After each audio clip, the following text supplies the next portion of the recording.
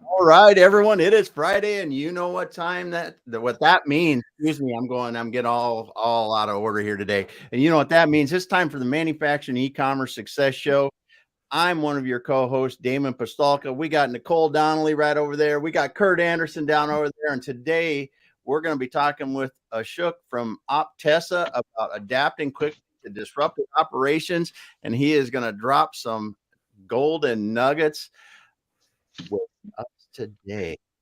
I will give it to you, Curt Anderson. Take it away. Hey, Damon. Hey, dude, I moved. I'm down here. I'm usually up there, but I'm down here today. So I feel it's a little different placement for me. Yeah. So, yeah.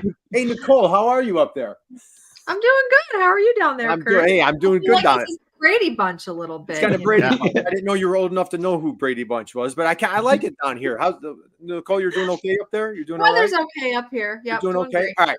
Yep. Man, am I thrilled? Man, am I excited? Damon, I couldn't even sleep a wink. I don't know if you guys noticed. I didn't even do my hair today. I'm like so excited. We have Dr. Ashok on the program, the CEO of Optessa. Hey, how about this handsome devil here? We've got this guy in the crowd. Where is he? Here he is. John Baglino. Who's that guy? Thanks for making this. All right, so let's dive in. So Damon, I don't know. We've done this once or twice, right? I don't know if we've ever had a guest where you and I were the smartest guys in the room. Right? So, and today's not one of them. I know. I just want to give you a little background on Dr. Ashok. Okay, Are you guys, Nicole? Are you sitting down for this? Are you ready? Okay. I'm bracing myself. Okay. Yep. Now, Dr. Ashok, please correct me on anything I have. Okay. All right. Here we go. All right. One bachelor's degree in physics. Dr. Ashok, do I have that correct? Okay.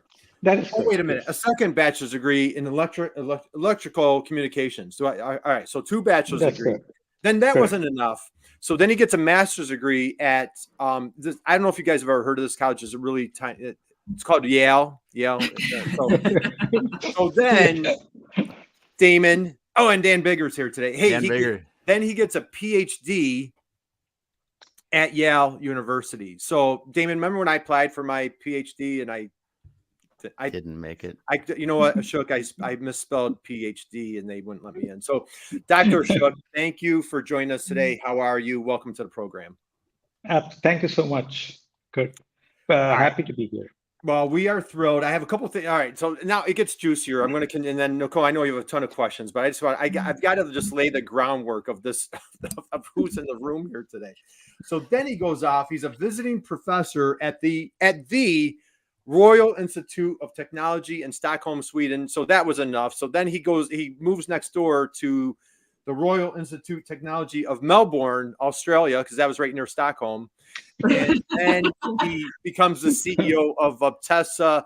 So, Damon, once again, we're just not the smartest guys in the room today. Dr. Ashok, my first question for you today is this.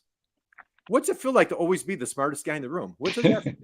Well, I wouldn't say that. I'm not. My kids will tell me, and my wife will tell me, I'm not even the smartest person in the family.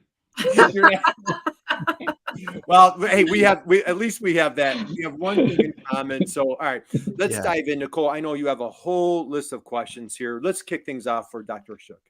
Yes. Oh my goodness. Welcome so much. Thanks for coming, Dr. Ashok. So excited to have this conversation. Absolutely. So we are talking today about APS, Advanced Planning and Scheduling Software, and APS and its role as an enabler of business strategy for manufacturers. Such a great and important topic right now. So let's talk a little bit about, can you tell us a little bit about what is production scheduling software for our listeners? Can you just give us a high level overview of what it is and how it works? Sure. So production scheduling software, and I'm now going to use the more general advanced planning and scheduling software, helps manufacturers decide what to make, where to make, and when to make. So you can think from the viewpoint of a large manufacturer. Hopefully, they have a huge backlog of orders, and they have all these shiny, gleaming factories and facilities globally, and they need to figure out, how am I going to execute? How am I going to deliver on these orders? And it is not an easy question by any means, because a manufacturer, they have to deal with lots of questions. For example, a lot of challenges like supply chains, right? I mean, we all heard about supply chain pain, as it's called. So supply chains are long, convoluted, and increasingly kind of volatile. Demands are always volatile, right? I mean, who knows? Who can look into the future? And then on top of that, you have to deal with their own what I call plant and labor capacities and issues. So all of this points to the fact that making stuff is a highly constrained Yes. business, right? So they have to deal with these constraints. And if you think about the math and science of constraints is optimization. And so what we do, or what is that when we put in a lot of these, the latest and greatest optimization methods to optimally deal with these constraints. Now, another aspect of scheduling is that it is what's called computationally intractable. I mean, that's what they say. These are NP hard problems. So as the size of the problem increases, it becomes increasingly impossible to calculate plans and schedules. So increasingly, there are a lot of AI and machine learning and these kind of techniques also brought into the mix. So APS uses the latest and greatest in optimization, AI, and machine learning to solve these very complex problems for manufacturers. Oh, I love it. I love what you said there about APS helps manufacturers know what to make, where to make it, and when to make it. Right? Correct? That was such a great, simple way of explaining just APS software. And you're absolutely right about there's just so many constraints, and it's such a dynamic situation, right? Supply chain shifting all the time. And so to be able to have a software that can really help you manage and handle the dynamic, nature and environment of making something, as simple as my cup. It's amazing. All of the things that go into that. And the complexity goes up. The complexity goes up so much because if you're making the same end product on 5 different factories around the world and your supply chain is global and, one critical thing and it hoses you. I mean, it just makes it's just like, okay, you have these 3, this supplier is got something, had a fire or whatever. Now, how does that ripple effect through all the different factories and where do they have inventory and moving that all around like you guys are trying to calculate is incredibly difficult. Yes. Well, and you think about manufacturing, right? I mean, it is a very underappreciated miracle that something as complex as a car or an iPhone can be made for the price it is. Really? It's amazing. Yeah. Well, I had a tour. I have to chime in, Nicole. I had a tour yesterday of the kazoo factory, the original kazoo factory. And Dr. Ashok, this is a very complicated process. I was actually helping to manufacture these. And so we might dig into that later, Nicole. But anyway, Nicole, keep going on the questions. I know we're going to do a hard stop at the top of the hour. I'm going to pull up. We've got a bunch of hellos coming at you, Ashok. A lot of friends from around the world are saying hi. Yes. So I'm going to pull up some friends, but go ahead. Let's dig into our next question here. Yeah, I mean, I think we've touched on just the complexity. And I think another a really important point is just how customizable this software can be and should be.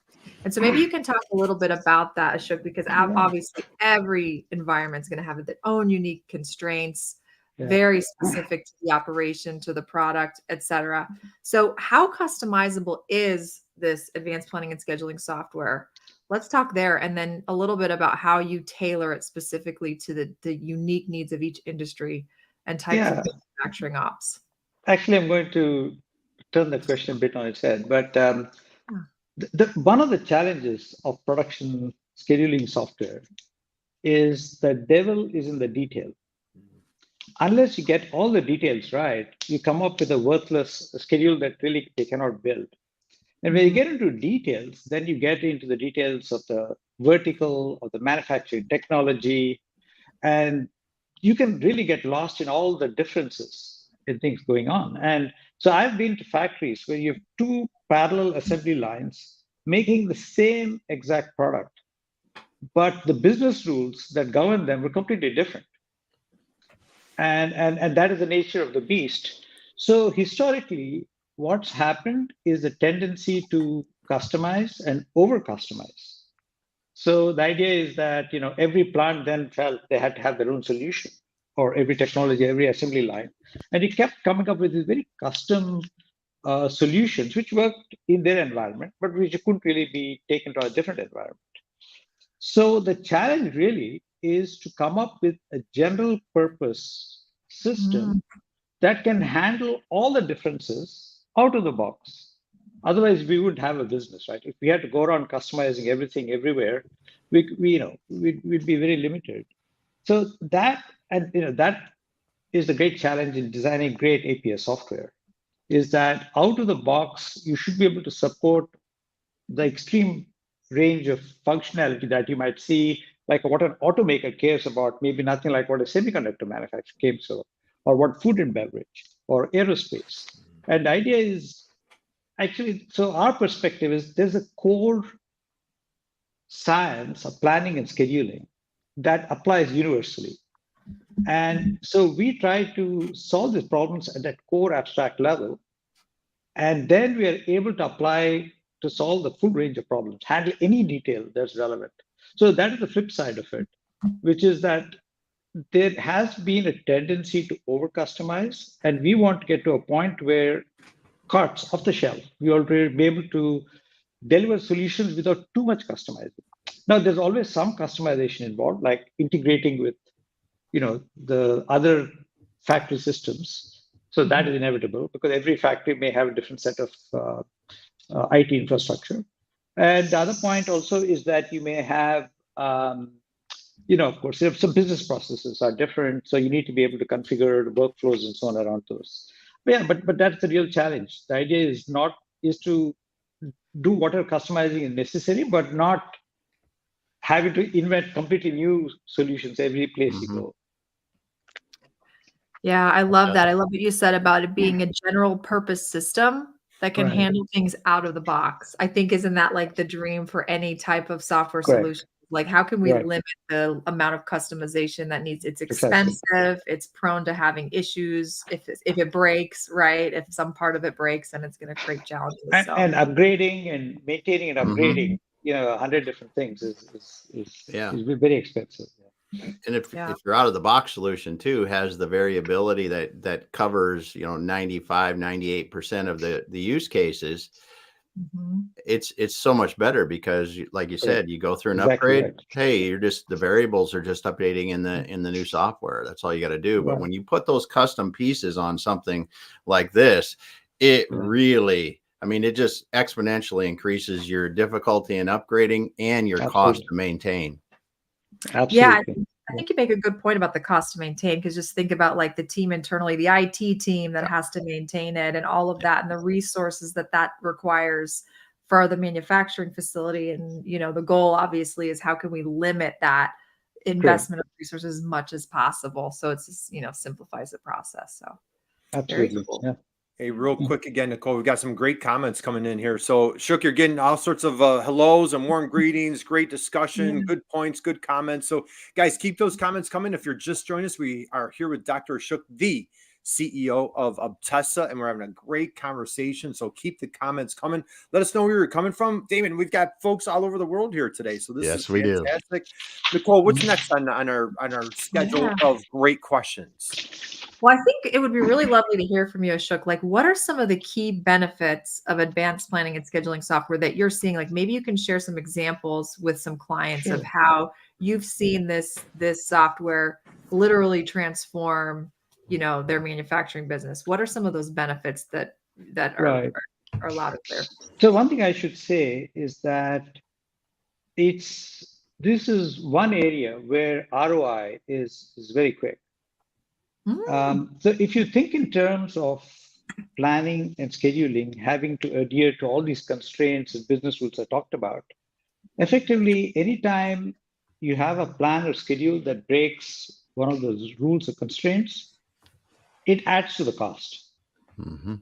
And if you can have a system that generates plans and schedules while eliminating or maybe minimizing any broken rules and constraints, you automatically have a very low cost solution. And that will save you huge amounts of money. And the general categories that people point, our customers tell us in terms of where they get benefits, for example, is order fulfillment. So you can increase the percentage of orders that are fulfilled on time. But any delayed orders could be lost business or expedited costs and so on. The other point is lean operations. You want to get the most out of your existing infrastructure or existing capacity, and by, for instance, being very efficient, both in terms of manpower or inventories, you're going to save a lot of money.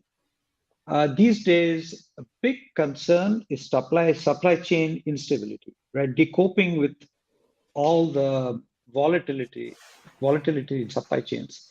And APS software can help you do that. And I can get into a little more detail how it does that. Then we can, of course, I mentioned about optimization will help you maximize the usage of your plant capacity. So if you think of these are billion-dollar plants, right? And if you can improve capacity utilization by 1%, we're talking tens of millions of dollars, right? I mean, so that's another thing. Then I would say that you also give manufacturers a lot of flexibility by giving them the ability to react very quickly to changing demands. And what is that worth? And last but not least, historically, this has been a kind of very manual way of generating plans and schedules. People use spreadsheets and so on. It takes forever. Whereas with modern APS systems, you can generate this in minutes. So that would save, again, a huge amount of time and also allow you to react quickly to changing market conditions. So all of these add to literally millions of dollars of savings. And a conservative estimate, what our auto plant customers say is that a mid to large auto plant can save anywhere from $4 to $5 million a year using software like ours. Wow. And that is a conservative estimate, I believe. Yeah. Ashok, I'm sorry. What was that number? I didn't hear you. It was per plant 4 to 5 million, and you can multiply to $5 million dollars per year conservatively. Now, Nicole, if you don't mind, I have to chime in with a quick question, if you don't mind here. So, okay. Ashok, remember, I'm not the smartest guy in the room, so this might not be the smartest question. Should I not be using like Excel or a spreadsheet? Is that what you're trying to say? I'm just teasing. I'm just kidding. If you don't care about $5 million per year, sure, go ahead. Yeah. Well, who needs that $5 million? Because Ashok, I want, Excel is on the cheap, right? I can get Excel very cheap. I don't need that There you go. There you go. Yeah. The thing is that's $5 million in profit, right? Because your costs are covered. Your costs are covered at that point. This is just running things better. Because as you say, if you have a little tick like in an automotive plant that stops your line for 10 minutes, right? Mm-hmm. And that happens a few times a year, that's a big deal. If goodness forbid that there's something that, you don't have motors or something to do that. And when you look at these facilities now, they are literally built so that all the different kinds, because each model is going to have a different motor and some configuration. If it's not there in that line, they have to wait for it. It's not like you just go, oh, well, because that thing's it's moving.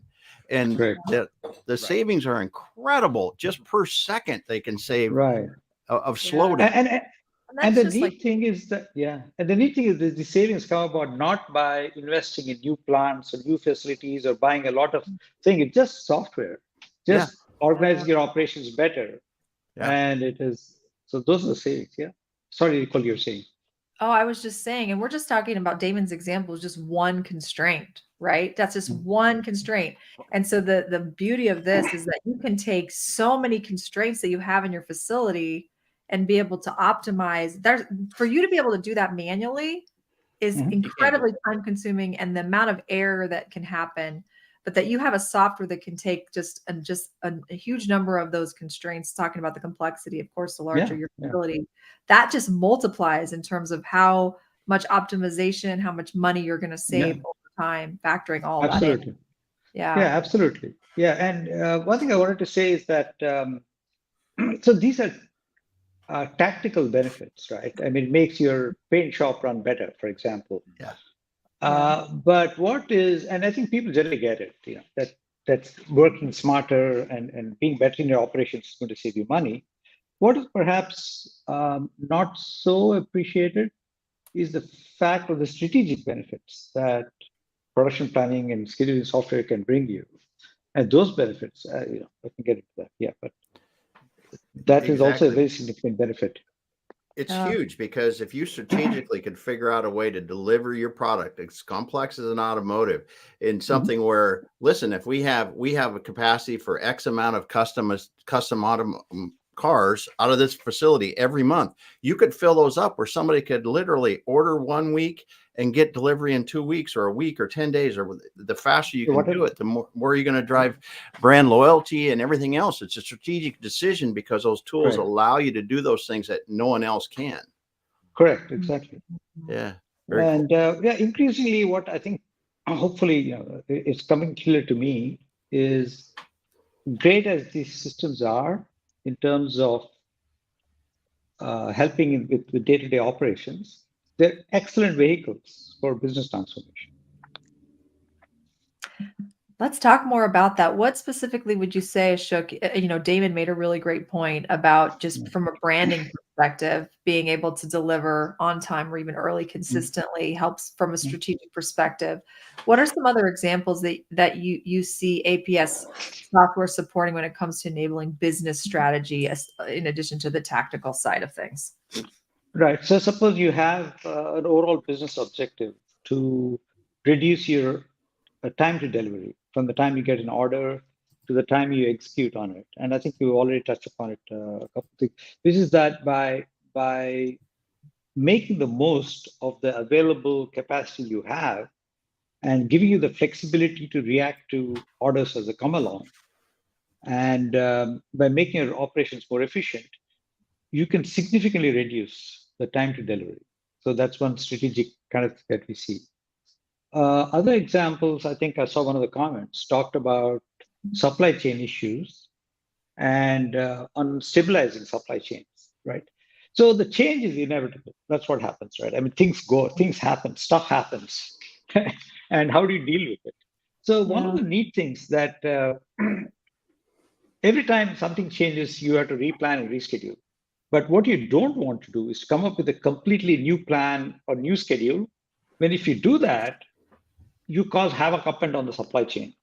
It's called this bullwhip effect. So what we can do is try to handle the whatever event that caused this change, but try to stay as close as possible to the existing plan or schedule. And what we found is that stabilizes the supply chain, makes your life much easier for your suppliers down the line. And then you get into things like leveling or hedging curve, which is one way of reducing inventories across the entire supply chain.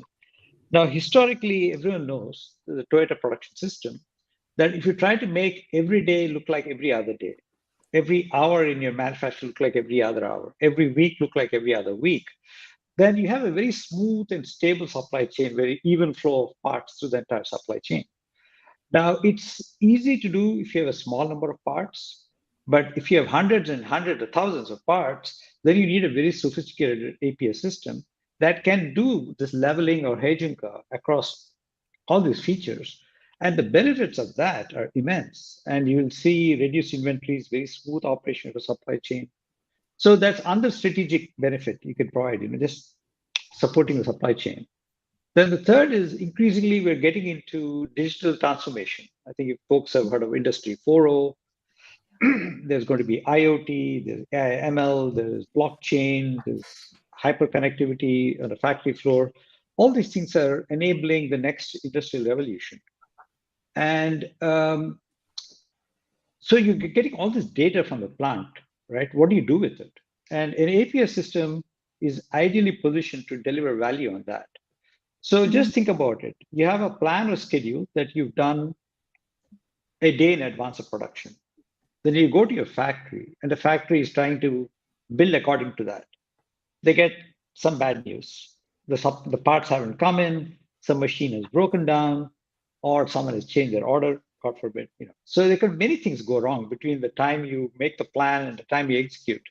What do you do at that point? Right now, execution is left to the factory floor. They have to cope with these disruptions the best they can. But going forward with digital transformation, you can actually close the loop. You can connect a planning system to an execution system. And a system like ours can actually track what's going on the factory floor. and say, this is what I planned, but this is what I'm seeing. And there's a difference between what I planned and what I'm seeing. Maybe I should replan or reschedule. And I can do it in real time these days. And that's the goal, right? You can close the loop. You can, and so on the factory floor, you always have an optimal plan or schedule to execute. You're not having to deal with something and trying to in a very suboptimal way deal with these disruptions. So I think that's another example of enabling business transformation, enabling Industry 4.0 objectives. So that's great. We got a nice comment here from Lewis. Good point. Time to deliver reduction is key to staying competitive. So I know we're coming into time. Yeah, we're getting close. We're getting close to the time here, Okay. guys. So again, we're here with Dr. Ashok. You want to please follow him on LinkedIn. Go to Optessa. They have an amazing amount of information on their website. John Baglino's in the crowd here. Connect with our dear friend John Baglino. Nicole, do you have any other questions, or do I have a good question left for Ashok? I think I have lots of questions for Ashok, but I think we're going to have to save it for another day. Ashok, I think Ashok, we're going to have you come back. I have one question. We're going to close it out. I have one question for you. I love asking in the beginning, but I wanted to save it for the end today. You're a special guest. We appreciate you more than you can imagine. Before we let you go today, if anybody just came in, 2 bachelor's degrees, a master's degree, PhD from Yale, Mr. Smarty Pants. I'm just teasing, Dr. Ashok. I'm just teasing.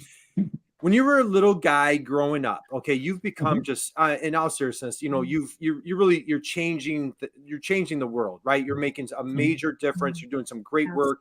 We're familiar with your team. You're doing you've built an amazing team with John and all sorts of other folks that we've met.